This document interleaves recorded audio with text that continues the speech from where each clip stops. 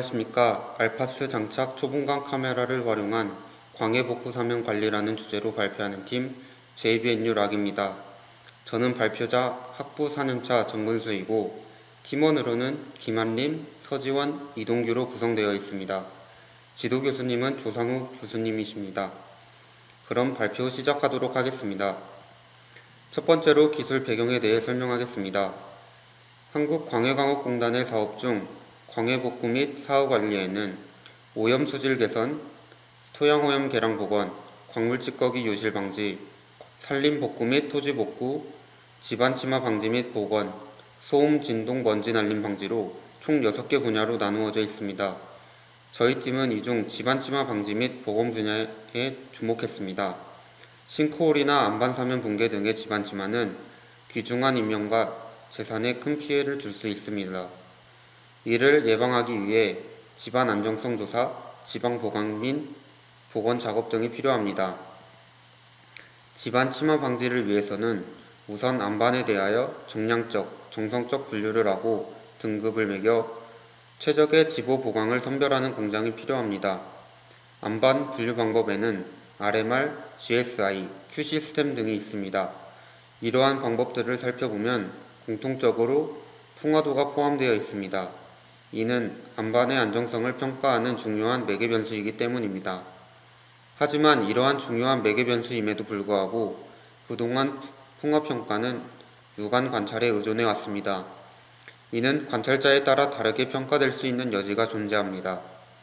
그리고 사람이 직접 가기 힘든 절벽 같은 안반 사면이나 광범위한 사면의 경우 풍화도를 평가하기 어려움에 있습니다. 따라서 저희 팀은 드론과 초분광 이미지를 활용하여 풍화도를 정량화시키고자 했습니다. 이론 및 실험입니다. 초분광 이미지, 즉 하이퍼 스펙트럴 이미지는 전자기 스펙트럼 전체에서 정보를 수집하고 처리하여 이미지의 각 픽셀에 대한 스펙트럼을 얻는 기술입니다. 이를 통해 고유한 스펙트럼을 분석하여 물체와 물질을 식별할 수 있습니다. RGB 이미지는 가시광선 영역인 380에서 750 나노미터의 파장까지 나타내고 하이퍼 스펙트럴 이미지는 카메라에 따라 다르지만 250에서 15,000 나노미터 파장까지 측정 가능합니다. 이 파장대는 가시광선 근적외선, 단파장 적외선, 중파장 적외선, 장파장 적외선을 포함하고 있습니다. RGB 카메라는 빨간색, 녹색, 파란색 3개의 밴드를 사용하여 이미지를 만드는 반면 초분광 이미지는 수백 개에서 수천 개의 연속 스펙트럼 밴드를 가집니다. 때문에 보다 많은 데이터를 포함하며 더 자세한 해석을 할 수 있습니다. 아래 사진을 보시면 RGB 이미지는 사과라는 것은 알 수 있지만 어떤 상태인지 확인하기 어렵습니다. 하지만 하이퍼 스펙트럴 이미지를 통해 보면 사과가 어디가 상했는지, 어떤 곳이 수분이 부족한지 등을 확인할 수 있습니다. 저희는 이를 암석의 풍화도를 확인하기 위해 사용하였습니다. 풍화도와 스펙트럴 파장의 관계를 살펴보면 스펙트럼 이미지에서 601, 550 나노미터 및 993, 450 나노미터의 파장 비율을 사용하여 풍화된 영역과 틈새 영역을 설명할 수 있습니다. 601, 550 나노미터의 파장 비율을 풍화지수로 정의하였고 993, 450 나노미터의 파장 비율을 틈새 지수로 정의하였습니다. 이는 풍화가 발생되는 암석의 표면에서 물이 흘러 젓갈색의 산화철을 형성할 때에 변색되는 특징을 활용한 것입니다. 이러한 변색은 풍화의 지표로서 활용하기에 적합하다고 할 수 있습니다. 또한 파란색과 NIR 밴드 사이의 비율은 간극 감지에 좋은 대비를 제공합니다. 이 점을 이용해 틈새 지수를 결정하였습니다. 실내 실험 시료 수집 및 제작 과정에서 1차적으로 풍화 정도에 따라 시료 그룹을 나눴습니다. 발파 현장에서 집안 하부층, 중부층, 상부층에서 취득한 시료를 각각 로우 웨덜드, 미들 웨덜드, 하이 웨덜드로 분류하였습니다. 그 후 2차적으로 슈미트 해머를 이용해 압축 강도를 확인하였습니다. 그 이유는 풍화가 심할수록 압축 강도가 작아지는 특징이 있기 때문입니다. 하나의 시료당 4번씩 경도를 측정하였고 압축 강도 추정표를 이용해 평균 추정 압축 강도를 산출하였습니다. 표를 보면 약한 풍화부터 높은 풍화가 일어난 시료 순으로 압축 강도가 작아지고 있는 것으로 보아 분류가 잘 되었음을 알 수 있습니다. 실내 실험에 사용한 장비로는 하이퍼 스펙트럴 카메라가 있습니다. 레조넌사의 피카엘을 사용하였고 장비 스펙은 400에서 1000나노미터의 파장대 촬영이 가능하고 레이어 수가 281개인 모델입니다. 실내 실험을 진행할 때는 타워에 카메라를 장착하고 측면으로 움직이는 판을 이용해 파노라마 형식으로 촬영을 진행하였습니다. 실험 과정으로는 우선 카메라를 포커싱 캘리브레이션 하는 과정을 진행하였습니다. 카메라는 거리와 빛의 세기에 따라 영향을 받기 때문에 반사도와 흡수율 등을 조정하였습니다. 조정을 마친 다음 촬영을 진행하였고 촬영한 이미지를 전처리하는 과정을 거쳤습니다. 전처리하는 과정에서 이미지를 원하는 크기와 파장대로 잘랐고 데이터를 자승근으로 정교화시켜 반사율을 극대화시켰습니다. 전처리 과정을 마치고 풍화지수와 틈새지수를 이용하여 그레이스케일화 하였습니다. 마지막으로 특정 인계값을 적용하여 면적을 비율화하였습니다. 이렇게 비율화한 면적을 풍화도식에 넣어서 풍화 정도를 산출하는 과정으로 실험을 진행하였습니다. 가장 낮은 풍화 시료를 이용해 풍화 구간과 비풍화 구간 스펙트럼을 비교해 보았습니다. 풍화 구간과 비풍화 구간의 스펙트럼 차이를 보시면 비풍화 구간의 경우 일반적으로 반사율이 모든 파장 구간에서 비슷한 양상을 나타내었고 풍화 구간의 경우 변색 및 간극의 영향으로 스펙트럼 단파장의 영역에서 비교적 낮은 반사율을 나타내는 차이가 있었습니다. 따라서 풍화지수 및 틈새지수는 풍화 구간에서 더 높은 값을 나타내는 것을 알 수 있습니다. LW, 약한 풍화 시료의 스펙트럼 분석 결과입니다. 각각의 시료에 대해서 임의의 9개소에서 10개소에 대해 조사를 하였습니다. 시료 옆에 있는 사진은 전처리 과정을 거친 RGB 이미지이고 아래 사진은 각각 풍화지수와 틈새지수로 그레이스케일화한 사진입니다. 그레이스케일화한 사진의 경우 밝은 부분일수록 풍화지수와 틈새지수가 높은 것을 나타냅니다. 앞서 언급한 비풍화와 풍화의 스펙트럼 차이를 생각해 볼 때 낮은 풍화 시료의 스펙트럼 데이터는 풍화 구간을 나타내는 스펙트럼이 비교적 적게 나타나는 것을 볼 수 있습니다. MW 중간 풍화 시료의 스펙트럼 분석도 LW와 마찬가지로 임의의 구간을 정해서 진행하였습니다. LW와 비교했을 때 단파장에서 낮은 반사율을 나타내고 단파장에서 낮은 반사율을 나타내고 있는 그래프가 많은 것으로 보아 풍화 구간이 더 많다는 사실을 알 수 있습니다. 그레이스케일된 이미지도 비교해보면 풍화도가 높을수록 밝은 부분이 많아지는 것을 볼 수 있습니다. HW 높은 풍화시료 역시 동일하게 진행하였습니다. 임의의 10개소의 스펙트럼 분석 결과 모든 소에서 풍화 구간을 나타내는 스펙트럼이 공통적으로 나타나 있는 것을 관찰하였습니다.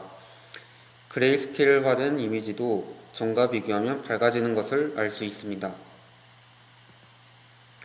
풍화도를 평가할 수 있는 지표를 정량화하기 위해 풍화지수와 틈새지수 각 지수를 이용하여 그레이스케일화 시킨 이미지를 특정 인계값을 적용하여 특징 픽셀들로 분류하였고 풍화 영역 비율과 틈새 영역 비율을 이용하여 풍화도에 대해 정량화를 수행하였습니다.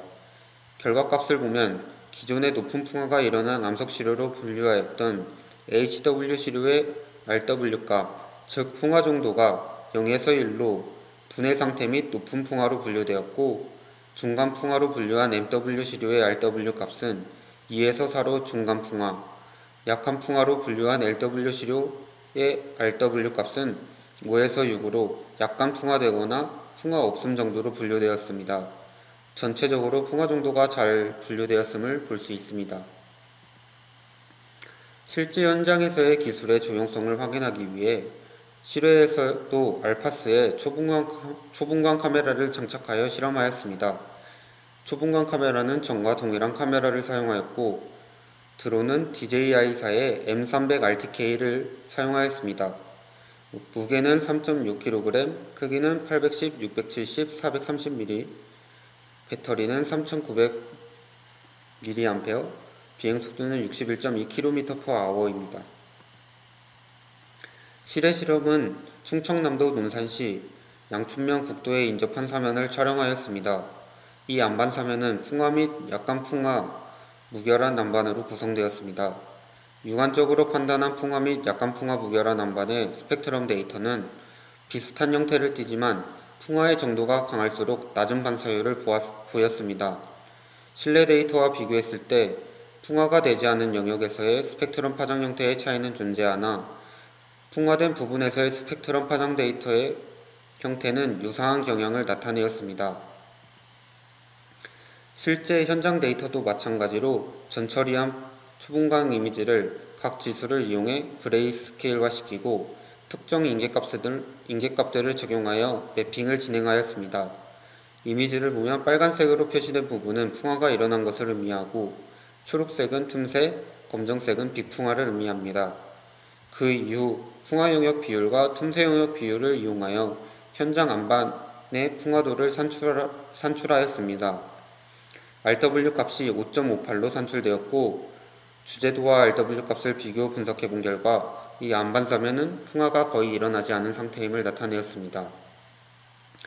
이렇게 실내와 실외에서 하이퍼스펙트럴 카메라를 사용해서 스펙트럼 분석을 진행하였는데 그 결과 하이퍼스펙트럴을 이용한 풍화 정도를 평가하는 기술은 기존의 육안에 의존하여 풍화 정도를 평가하는 방법의 한계점을 보완할 수 있음을 보여주었습니다. 관찰자에 따른 안반의 풍화도 평가 방법을 정량화시킬 수 있었고 드론을 이용하여 절벽이나 광범위한 안반 사면들에 대한 풍화도 조사도 쉽게 해결할 수 있었습니다. 결론적으로 하이퍼스펙트럴을 이용한 안반의 풍화도 평가는 장기적인 편의성 및 정확성의 확보로 사면에서 발생하는 재해를 방지하여 인명 및 경제적 피해를 최소화시킬 수 있습니다. 따라서 이 기술은 광해복구 사면을 관리하기 위한 하나의 중요한 미래 혁신적인 기술로 활용 가치가 충분히 높다고 할 수 있습니다. 다음으로는 향후 연구하고자 하는 방향성에 대해 간략히 말씀드리고자 합니다. 암석은 광물들이 포함되어 있는 이방성을 띠는 물질입니다. 이번에 실시한 스펙트럼 분석의 경우 동일한 암종에 대한 풍화 그룹을 나누어 실험이 진행되었습니다. 선행 연구 결과 다양한 조성광물로 이루어진 암성의 경우 조성광물에 따른 스펙트럼 차이도 발생한다는 것이 밝혀져 있습니다.